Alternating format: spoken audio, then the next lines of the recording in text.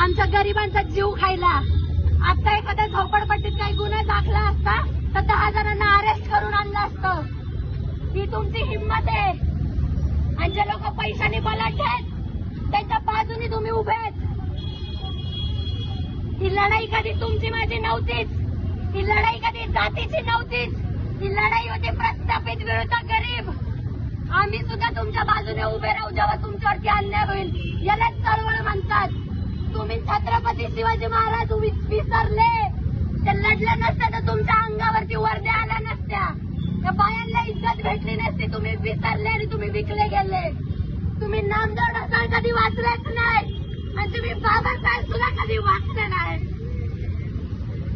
तू आहे तुमच्यावर, तू आहे तुमच्यावर, वर्गांवर तुमच्या विकले गेले तुम्ही सगळे.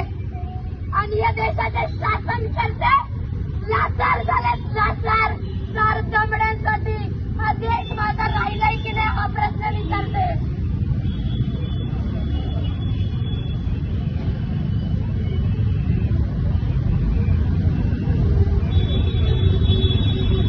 राजश्री शाहू महाराज वाचले असते तर मराठ्यांचा नेता अस्पृश्यांसाठी लढला हे तुम्हाला कळालं असतं.